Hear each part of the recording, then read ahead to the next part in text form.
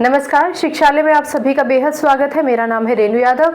Structure of atom का एक NCERT question आइए डिस्कस करते हैं।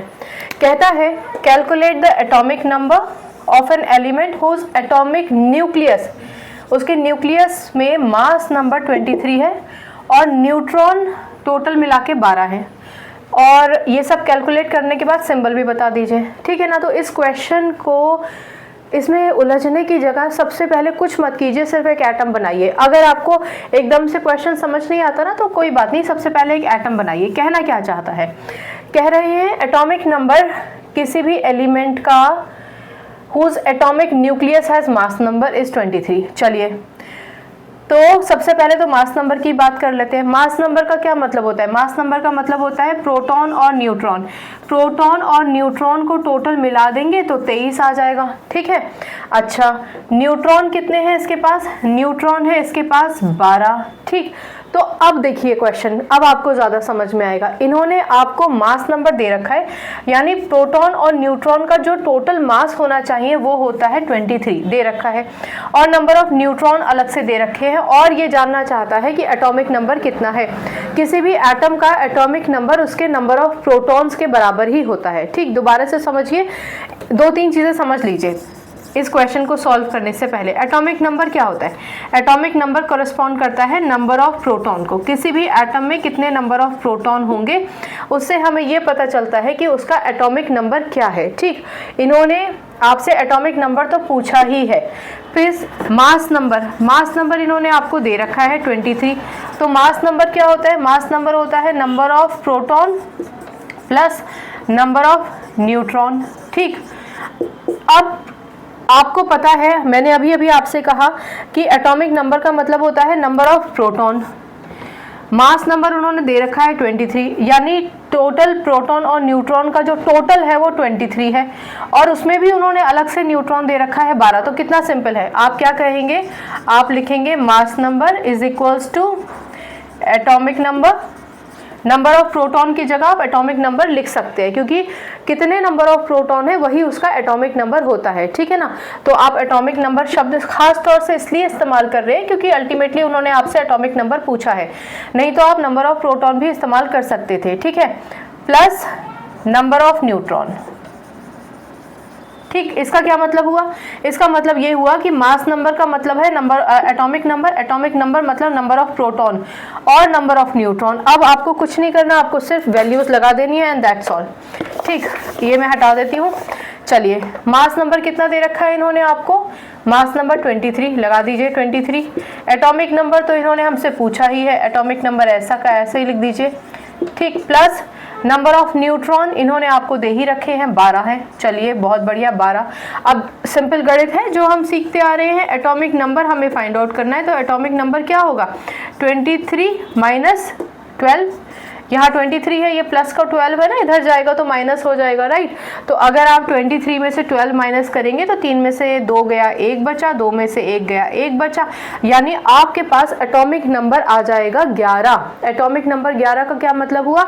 नंबर ऑफ प्रोटॉन आपके 11 हैं। यहाँ एक छोटा सा पॉज लीजिए और समझिए, किसी भी ऐसे एटम में जिसने अभी तक अपने इलेक्ट्रॉन्स का लेन देन या शेयरिंग शुरू नहीं की है स्टेबिलिटी के लिए, उसमें नंबर ऑफ प्रोटॉन हमेशा नंबर ऑफ इलेक्ट्रॉन के बराबर ही होते हैं।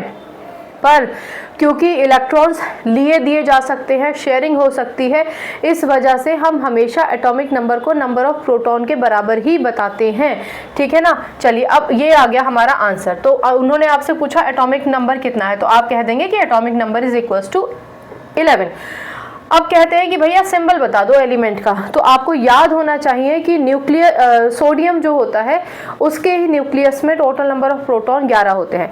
कहने का मतलब इसका अगर आप एलिमेंट का सिंबल लिखना चाहते हैं तो सिंबल है Na, सोडियम, ठीक।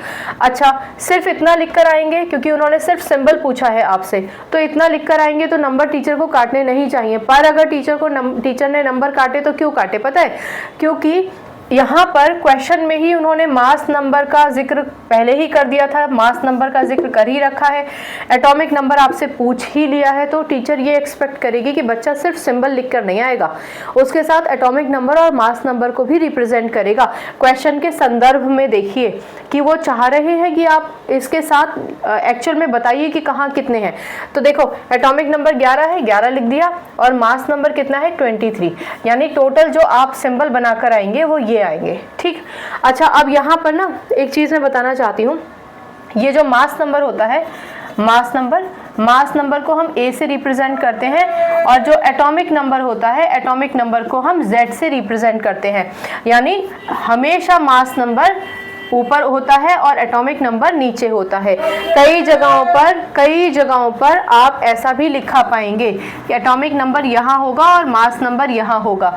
कुछ जगहों पर आप मास नंबर ऊपर भी इधर इस तरफ, यानी इस तरफ अलाइनमेंट देख सकते हैं, आपके राइट हैंड साइड पे आप अलाइनमेंट देख सकते हैं एटॉमिक नंबर और मास नंबर का। ठीक है, लेकिन जो सबसे ज़्यादा इंपॉर्टेंट बात है याद रखने की, वो एक तो ये है कि अलाइनमेंट कुछ इस तरीके से होता है, दूसरा हमेशा मास नंबर ऊपर आएगा। अगर आप 1% ये भी कर आएंगे, इस तरीके से भी लिख कर आएंगे, यहाँ NA 11 23 ऐसे लिख कर आएंगे, ऐसे लिख कर आएंगे 23, या ऐसे लिख कर आएंगे। याद रखिए मास नंबर हमेशा ऊपर होता है। और मास नंबर याद दिलाने के लिए बता रही हूँ, इस A का और Z का इस क्वेश्चन से मतलब नहीं है, पर हर बार आप कुछ ना कुछ रिमाइंड करेंगे तो आपके दिमाग में बस जाएगा। मास नंबर हमेशा ऊपर लिखा जाता है। मैंने आपको याद दिलाया था कि किसी चीज़ का वजन हमारे सर पे होता है ना, ग्रेविटी को भूल जाइए, ये वेट होता है मैम जो सर पे रखते हैं, मास थोड़ी होता है। लेकिन मास यहाँ तो वजन के लिए इस्तेमाल हो रहा है ना, टोटल न्यूक्लियस का कितना वजन है वो मास नंबर होता है। ठीक है, टोटल न्यूक्लियस में प्रोटॉन न्यूट्रॉन कितने हैं, तो जब तक हम कोई टास्क पूरा नहीं करते हमारे सर पे वजन रहता है ना। ठीक, और हम शुरुआत ABCD की A से करते हैं।